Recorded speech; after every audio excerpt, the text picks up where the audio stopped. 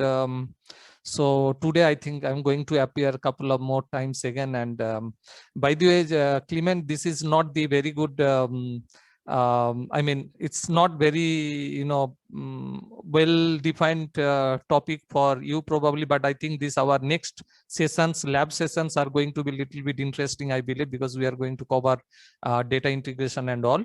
So in this talk, basically the goal of this talk actually that we will be, I'm sorry. Okay, so the goal of this talk basically to give some background that what we are going to do in the evening in the afternoon session. And so in the afternoon lab sessions, that as you can see from our program, that we have like this data integration session, then we have this showing that publication session, then we have this visualization session. So this session just we will be giving some idea of that what they are basically, so that we can straightway start, and also we understand the kind of the complexities that we may have or we may have to face. So I start with first the data integration, and this I know that some of the participants are really interested to understand that how they will be how they will be able to go for this integration, because this is one of the I think most demandable idea that when it comes to this, like you have the data and you want to really make it available using some of the semantic techniques and that, or the technologies that we know. It always that often comes that how costly it would be, like will it be like really that easy, or we have that tool supports. So like that several related questions comes into that picture. So before I start with that, and also in the lab session, that as I said that we will be discussing again and showing the live demo, and practically all of us will be doing that. So the idea of data integration, that is basically it's about the integration of data from multiple heterogeneous, distributed, autonomous, and scalable data sources, and to provide a uniform access interface to the end users. So the end users will not know that from where the data is coming or from where the data has come. So they only will see an interface from where they can actually get access to the data. They would be able to query the data. They will be able to retrieve the result what they want, right? So but in the back end, all this process that where we are talking about the heterogeneous and distributed because we that web itself is like a distributed environment, it's a platform. So, and that another most important thing is that autonomous, right? Because that's what that we are interested on. So it's data integration is also about is a combination of data management and business intelligence operations that spans multiple data sources within the enterprise and other sources. So it's data integration is a very complex procedure, as we will be also experiencing that in the lab session, that but beyond that also we need to also understand the kind of the requirements, the business operations, the business intelligence operations, what the different techniques of data management, because this data integration includes everything. And it's about the understanding and transforming the value of data by improving the quality of data. The quality of the data, basically, it's some extent I always consider it's some extent not always true, but it's in some cases it's like quite subjective. But generally quality, as everyone's refers it like a fit to use. Now fit to use itself is like it gives an indication that it's basically that when we talk about the quality, something that your purpose comes into on your way. It's requires like your what kind of objective that you have, the business goal, right? So these are the various factors that sometimes even decides upon that whether your quality, I mean data is a good quality or whatever the quality of the data. But however, in general, if we talk about, it's basically that we need to understand that the value of the data, and that's possible only when that we have a some kind of good quality of data. And of course, as we said here, according to the environment, this basically specifies again that the subjective, this is quite subjective, because depending upon your requirement, the quality, the requirement of the data will may change. So why we need data integration? So of course, I think this is quite a common sense that it's basically we need, because this improves the collaboration between the different teams in the in an organization that trying to access the organizational data. You need various data that within an organization, like if you talk about your academic organization, institution, or if you talk any other business environment, that you will have a different sorts of data that of course again we are going to see that similar case studies. So it's basically that data integration helps us to improve the collaboration between the different teams that are working within the same organization, right? Because we share the different sections, the divisions, they share their data, and of course it helps us to collaborate among themselves. Data integration saves time and facilitates data analysis, because data is integrated efficiently. Because here the thing is that when we talk about the analysis, the analytics, basically nowadays that we know that many of our students also go for this analytics job. So that one of the important thing is that why these are so important, because that the data integration needs, because that we want to do the data analytics, right? And when we talk about the data analytics, as in the previous session also I was talking about the open world and closed world, there if you look from the data perspective, it's basically that that data is everywhere, right? So that you need to have that access to that data, because if it is there, then if you are able to integrate the data, this will help you in various ways, like as it says that here, the saves the time and facilitate the data analysis. Now data that is integrated from multiple sources matures and improves over time, which ultimately contributes to better data quality. And also data integration enables analytics tools to produce effective and actionable business intelligence, because that's the ultimate, I think, goal of the data integration. Because why you need to integrate the data, why we need, first of all, why we need the data? Because we want to bring insight out of it. If we want to draw insight, it's good, but then we know that one data set may not be sufficient. We may need the related and relevant data set. The more data we have, of course they should be cleaned, they have to be cleaned, and if that we have, then we will have a better the view, the better insights we will be able to draw out of that data.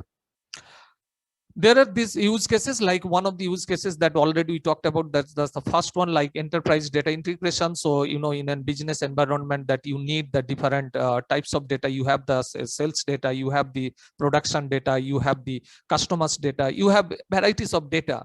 And if you want to draw really a useful, if you want to really build a useful business analytics, then you need to have that kind of integration that is coming from multiple sections. Because if you want to really understand your customer, you need to also understand possibly some other aspects of that customer, that what they do, what is their actually the business, what is the frequency of using some products, and also unless if you understand that, will not be able to do this. And this, I think, even if we take a situation like, say for example, library situation, even if we want to understand say for our users in a large scale manner, and basically that when we talk about the library, we are not really strictly restricting ourselves within the we are not confining ourselves within a single small that organizational specific library, but of course it can be still applied there. But generally we are talking more in a web sense, in a global sense, that where you need to know many other things, right? And then the other use cases, like we can think of it like integrated data from different patients record and clinics, and which actually we are working on that as one of our research students. And I think the other another second research students also is going to, I think, join into that similar in that domain. So you see that it's if we have that integrated view of the data that's like comes from these different patient records and clinical records, then I think that we can have a much better analytics, right? We can have a much better view of this. But again, it's not about just integrating the data, but there are behind the data integration, a lot of challenges are there. And some of the challenges, as I earlier also said, we are going to see in the following session. Then this is another like pandemic data which we did, and in the last session that I tried to give you some idea about it. So data integration process generally includes the multiple steps. So it starts with data ingestion process and includes the steps such as cleansing. That is one of the major part that, as you know, that in there is a this is a very common phrases that we see here and there, that most of the people say that this the most of the data science, they spend maximum of their time in cleaning the data, in curating the data, rather than actually doing the analytics. They are not getting enough time to probably do much better advanced or smart analytics. Rather, they actually end up spending most of their time in cleaning the data, and this is very common in any environment we talk about. This is very common. So this is one of the major, the most important or crucial, rather you can say, that is a component of any data integration process. And so this data integration, it's also cleansing, and it's also about the extract, transform, and load, which popularly abbreviated as ETL. Okay, most of the places you will see that ETL. So it's basically refers to extract, transform, and load.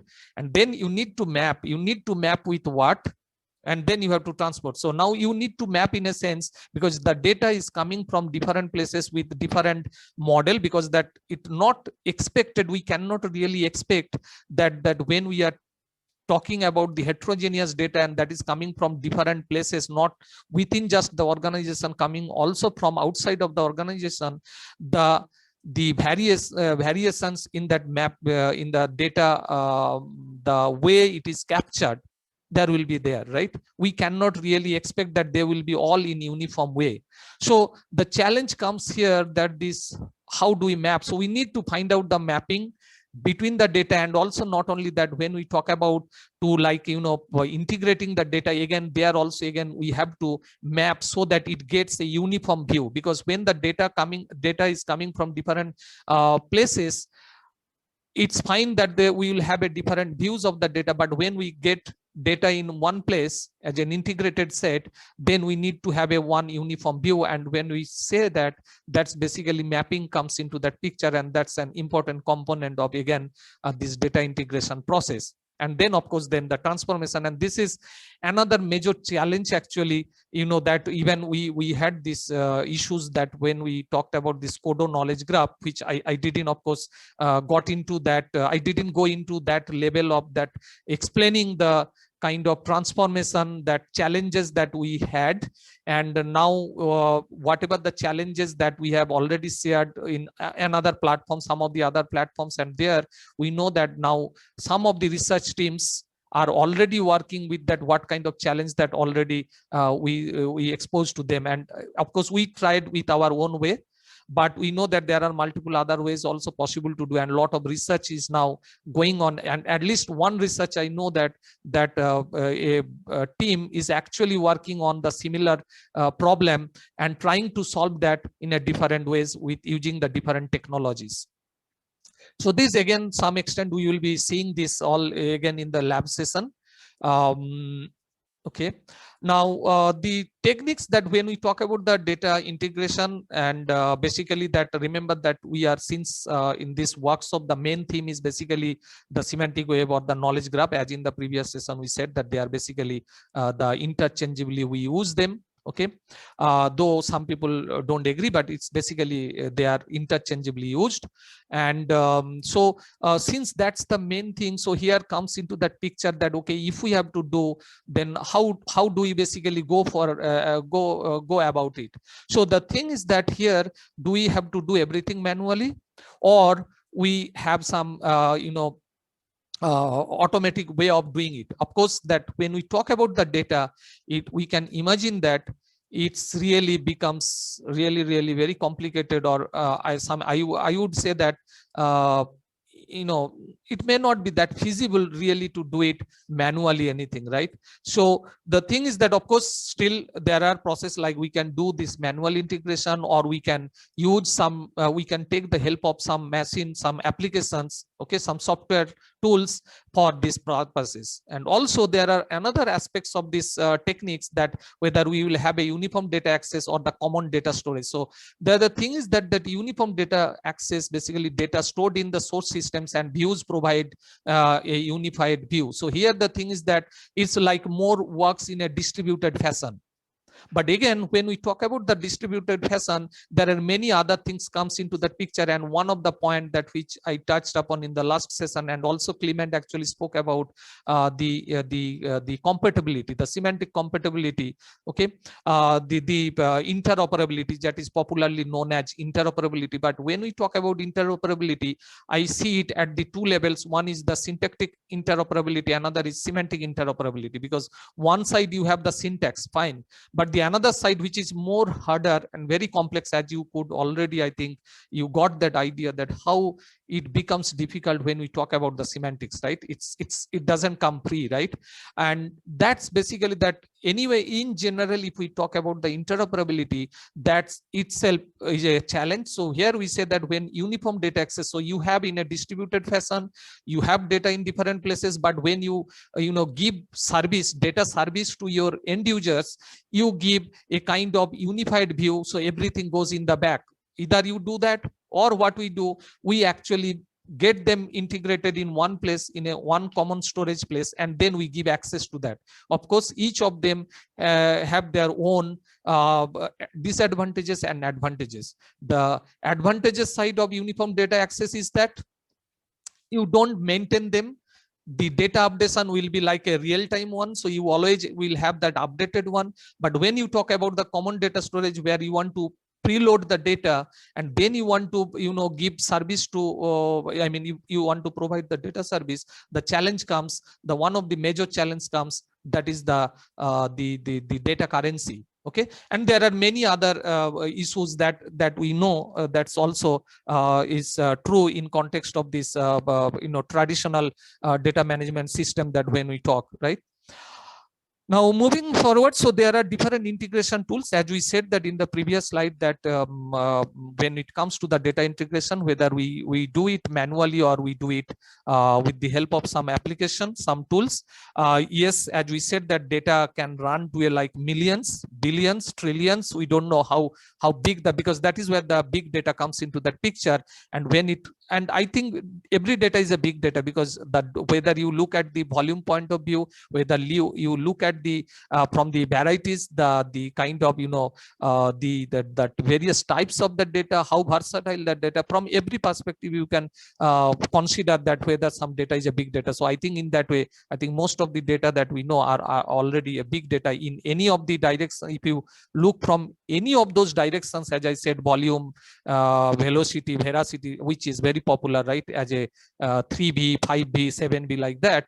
So however, that when we talk about this data integration, this basically really becomes a challenge, and there are tools are already available. And one of the tools that we are going to discuss, but there are a couple of other tools are also available. And unfortunately, though we initially planned to basically go for at least couple of them for this workshop, but then at the last moment we had to drop, and we thought that better we go with a one or two tools, and then we go it more explicitly and try to explain them.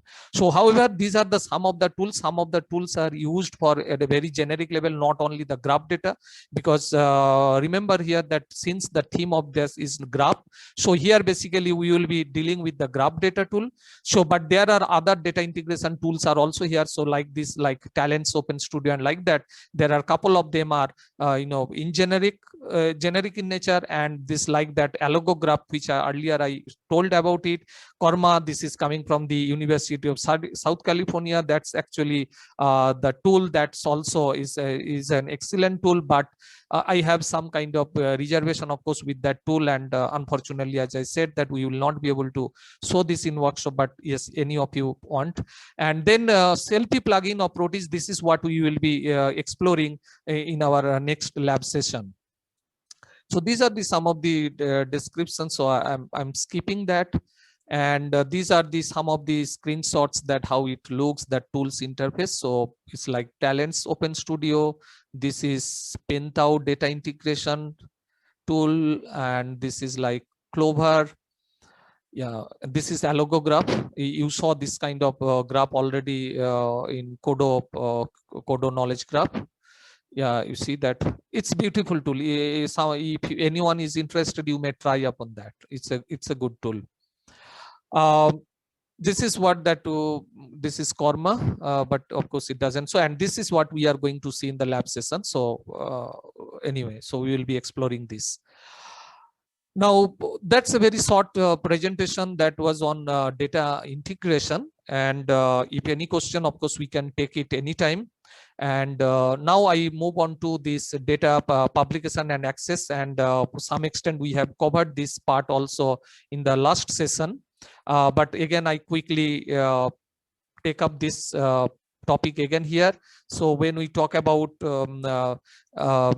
data publication and access, so as I said, that how you want to publish the data, because either you publish your data on your server somewhere, is wherever you can dump your data, integrated data that you have, or you want to provide the service. But of course, when you talk about to give service by your own, obviously the challenge comes into that picture, that whether you will have that infrastructure and it's not, we know that if you don't have this organization behind it, you may not be able to host it like the way that we have the SparkQL endpoint. But anyway, so SparkQL endpoint is one of the most popular way nowadays that to make available your data that you produce. Okay, whether it's just a simple link data or it's a knowledge graph, whatever it is, that whatever you have the data, that graph data you want to make available or give access to the not only the human being but also to the software programs. This is one of the most popular tool that everyone actually is using, like DBpedia, FactForge, even European Environment Agency. All these people are actually using that. Okay. And this is one that interface, like of course we will be seeing in our lab session again this. So here, like, this is a SparkQL endpoint interface. So SparkQL endpoint, basically to say that it's an endpoint, is a point of presence over an HTTP network which has the capability of receiving and processing SparkQL protocol requests, generally identified by URL termed as SparkQL endpoint URL. So it's basically that it gives you an interface like here, as you can see. So what happens that you can directly make queries there, and the data that is available in the backend, and now this data not necessarily to be on the host server, it can be also in another place, and that is where this significance of that SparkQL endpoint, I believe that's a very crucial point about the SparkQL endpoint, because it helps you, it gives you a kind of federated search facility. So as you can see that, so federated queries can run on the other SparkQL endpoints that facilitate in developing mass up with the data. So what you can do, let us say, for example, I have my data on my own server, my own institutional server, but then I want to integrate my data on the fly, like uniform view I want to give, as I said earlier about the data integration, that techniques, that uniform techniques. So what we can do, basically, we can fetch the data from other servers, let us say, for example, DBpedia. And how I will be able to do it? I can be able to do it by connecting to the say for DBpedia endpoint, and I have my own data. So what we can do, I can fetch some data that I need, and then I can integrate with my data that is available on my server, and then at the end we can give a uniform view, we can give a kind of mass up view of the data. Okay, so mass up data view we can give. So that's the one of the major, the most significant is one of the most advantageous features that we have when we have that SparkQL endpoint. It allows easier pathway for people to play with data, as it can be set up very easily. The data services can be provided to people and machines, as we already said, that because that SparkQL endpoint is not only implemented only for people or for machine. Anyone can get access to your data through that SparkQL endpoint. Both of them can play and explore with data without worrying about the storage of data into a local system. And the SPARQL endpoint supports various types of content types are supported for query solution documents like HTML, JSON, CSV, RDF turtle. So we will be seeing these various features when we see practically in our lab session.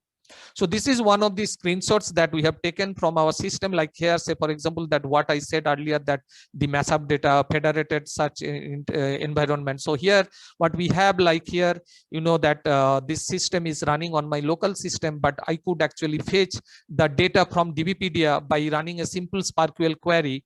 And this data actually is not in my own system. It's basically the data is coming from the DBpedia. As you can see that DBpedia URI, and this data is not stored locally in my own system, though the server is running on my local system, local host, but I could actually go to the DBpedia site and fetch only the data without particularly physically visiting to the DBpedia site. That's the actually the one of the features that SPARQL brings us to us, and that's called service. Service is a feature of SPARQL 1.1. It allows executing a query to make a SPARQL protocol to another SPARQL endpoint. Okay, so we can actually send a query from my SPARQL endpoint to the another SPARQL endpoint. So this is the same thing again. This is about like the data for India, that same similar query, but it was for like the Dutch city of Netherlands, and this is like India, but this is nothing but just an example. There are different SPARQL tools are different tools that already I discussed in the last session. So again, I don't want to repeat that. That's about this when we talk about the publication and access of the data. And then the visualization. The visualization is a technique for creating images, diagrams, or animations to communicate a message. Visual imagery. Okay, so visualization, you know that this is another important component of our workshop, as you know, the data visualization. And we know that the data that we have, if we look at whether it is in the Excel format or whether it is in a graph, ultimately it's not very friendly, right? So we always want the data to be presented in a way that, you know, like it's like it should be displayed using some kind of, you know, diagrams, images, right? So that's the best way that, as we know, very commonly know that this is a technique for for to communicate things very easily. So visual imagery has been proven to be an effective way of communication of both abstract and concrete ideas.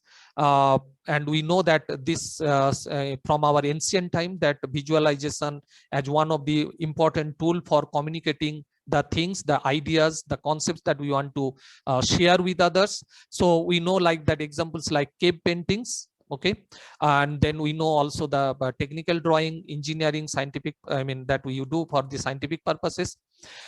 Then visualization involves also in creating the, you know, two-dimensional or three-dimensional representations. Anyway, now data visualization. So in general, if we talk about the data visualization, it is the process of acquiring, interpreting, and comparing data in order to clearly communicate complex ideas.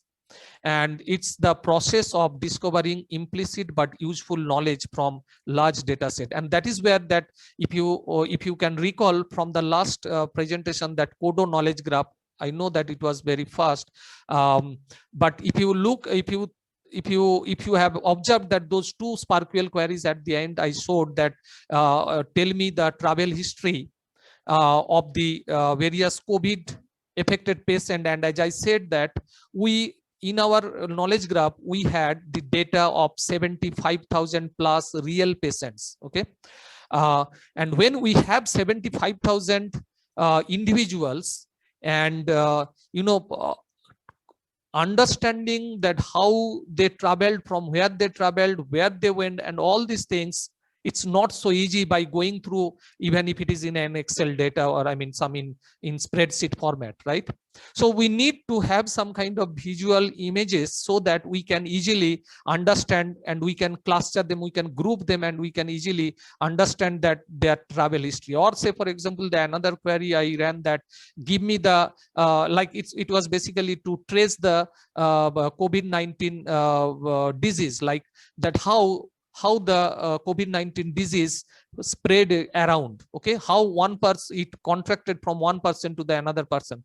So the idea is that if we want to really understand the chain of that spreading of the COVID-19, that how one person contracted the disease from another person, and whether that person was the relative or someone, the colleague, or was the the traveler, or they were somewhere they were related, from where they got it. So if you want to do that contact tracing, it's not so easy by going through again that you have the data set, whether it is in your MySQL or PostgreSQL or in Excel file, wherever it is, it's, you know, that it's not that so easy. So we need to have a kind of view of the data so that we can easily understand. And for doing that, of course, as in the last session, again I said that because these are highly connected, all these sessions. So in the last session, as I said, that there are already, during the pandemic, we saw many such kind of that visuals that were coming to show that similar kind of data, that the inside of the data that I spoke about.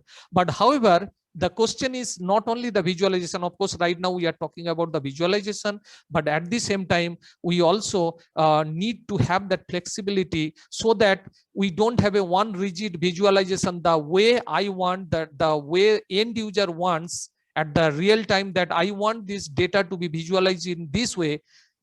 It was not possible, but when we talk about the graph data, we would be able to do that.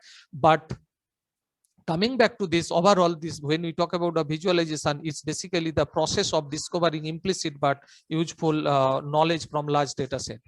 So this is what the need of the data visualization. So data visualization explains and explores data to be used as a tool for analysis, finding patterns, as well as discovering questions, amongst the other things. Data visualization helps decision makers see the analytics, further helping them understand difficult concepts and even identify meaningful patterns. Data visualization helps the human brain to visualize and process complex data by processing resources available to users by reducing the search for information. And also, data visualization makes it easy to understand and explore a large amount of data to gain insights in. So graph data, now that we talked about the data visualization in general, now graph data, graphs are basically an effective means to display information, because as you can see here, like you have that if you want to know a particular person, like one person here, one entity, and you want to know all its activities, it's so easy to know about him in a very, at a glance, we can understand his various activities, his various academic activities, say for example. But the same thing had we had in the Excel file or in a kind of regular text format, we know that how difficult it is to get that information or the insight about that person. So by looking at this network data, we can easily understand about him. So here the thing is that this is the, so graphs are an effective means to display information supported by intrinsic nature of RDF data. Graph layouts have made their way in becoming the most used interface for displaying linked data. That has become a really very popular tool nowadays, right? And yeah, so the need of this graph data visualization is basically graph data visualization often processes a large amount of data sets, which helps provide multiple visualization perspective, because scalability is always is one of the major challenges that we know when we talk about the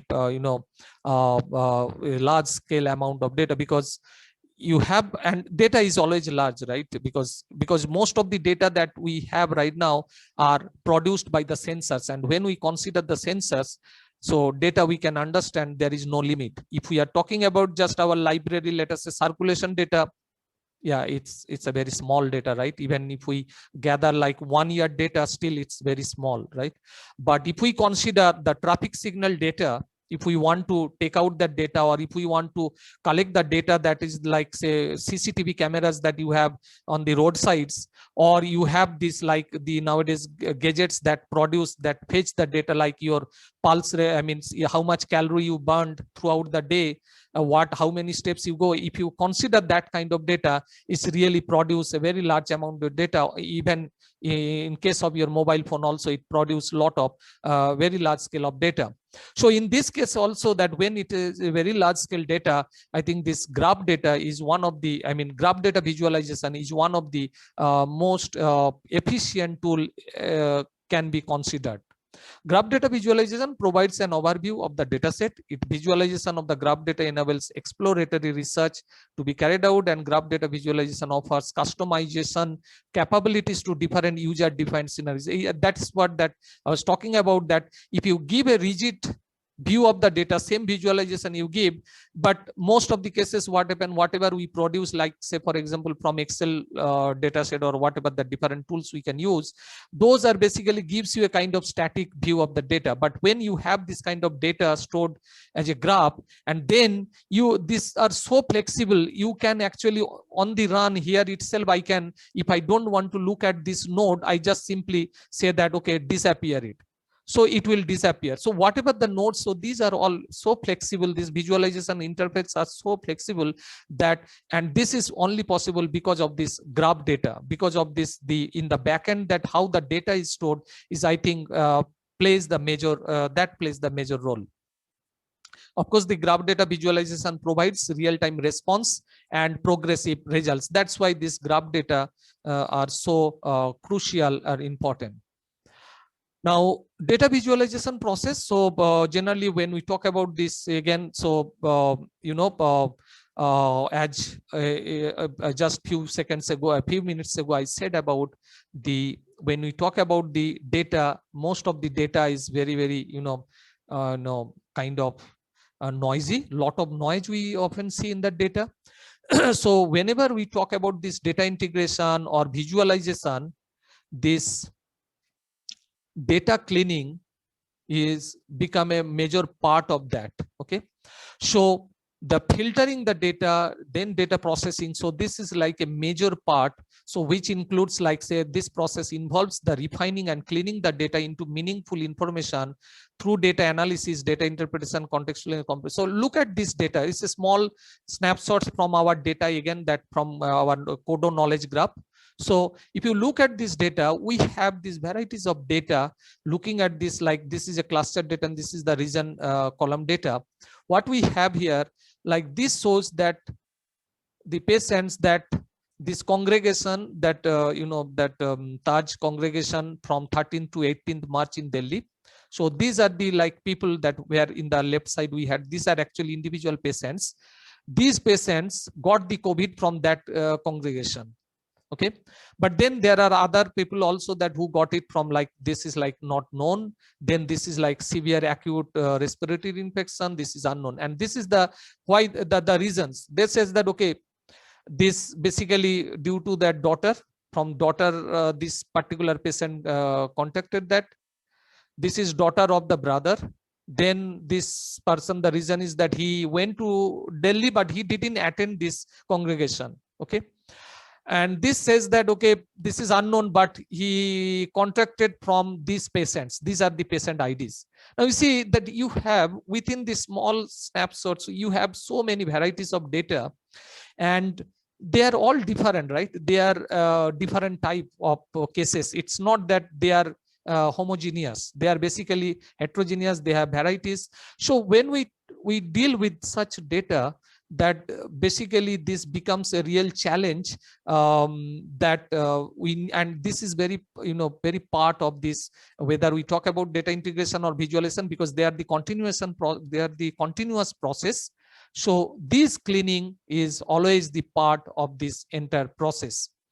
Then translation and visualization representation of the data. So this process involves shaping the visual representation by defining the graphic resources, language, context, and tone of the representation. Because you know that how you want to do the representation of the data, it really again depends on your application goal.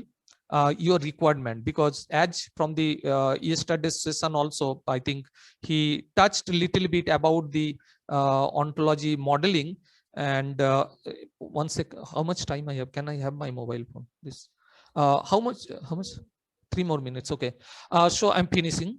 Okay. So that when we talk about this, this representation of the data, that really involves the understanding of your requirements. So when we do the ontology modeling, even say, for example, just I'm giving an example. So when we do that, it's very important that we understand the purpose of the system, that whatever we are going to build, before we start building, we have to look back and see the main purpose behind it. Okay. So when we talk about this, this is also is very important that we contextualize, we understand. So here the things that, so this process involves this shaping the visual representation by defining the graphic resources, language, context, which is very important that I tried to emphasize, and tone of the representation, and even how you want to make it. You want to make it, graph like a very formal graph, or you want to represent it in a lightweight. So it's all depends again on your application. Based upon your application goal, you decide. Then perception and interpretation process. So visualization is effective if it has a conceptual impact on knowledge formation, because ultimately that visualization that we make, that final output that we make, we need to see that whether it has any impact on the knowledge formation, because that's our main goal, right? Because we visualize the data, like say for example, that if I consider this, like this actually is showing, if I remember correctly, this is showing relationships between the different the patients, that how that one patient got the COVID. Okay, this is what this is. You can say that contact tracing data that's showing on the graph, that how one patient got that disease from another patients, or how that to trace it, right? So this is like that, that if we cannot get out of it that kind of insight, then I think it has no value. So we need to always see that whether that visualization that we produce, whether it has any impact on this knowledge formation. If yes, then you are successful. Otherwise, we may have to go back to our original representational model, that is second step, and define our context, tune it further, and then again come back. So graph data visualization tools. So there are again, different ways of data we can visualize the data, and of course it depends on the various types of data that you have. But mostly, as we said, again, I repeat that is basically graph visualization tools that we will be exploring in the lab session. So here is some of the basic tools are available, like you can use some of them for your basic need of your for the data visualization purposes. So these are some of the interfaces that we can see how the data are visualized in different tools. So for graph data, yes, we have this multiple tools here. So, but again, beyond that, there are many other tools are available on the web. So we are basically going to deal with it. One tool that is called GraphDB, that I think you heard several times about that tool. Yeah, this is the link data visualization tool that we are going to use it, and that actually is not only helps us to visualize the data, but it also helps us to integrate the data. It helps us to even if I have the data which is already there somewhere, we can actually load that data on our data, I mean this GraphDB server, and we can give that access to the outsiders through the SPARQL endpoint, or we can visualize our data. So many tasks that thing we can do, and this we are going to see in our lab session. And yeah, I think I am within the time. Yes. This, I think this tool we have shown yesterday, like we have seen this one right yesterday while we were talking about the Widoco tool. And this tool, as we said, that it is available already. I mean, it is integrated already with the Widoco. So we can see that, but also this tool is available separately. We can always get it installed, and we can use it for this kind of visualizing our data, network data. Yes, this is the one that we are going to see, that GraphDB. And yeah.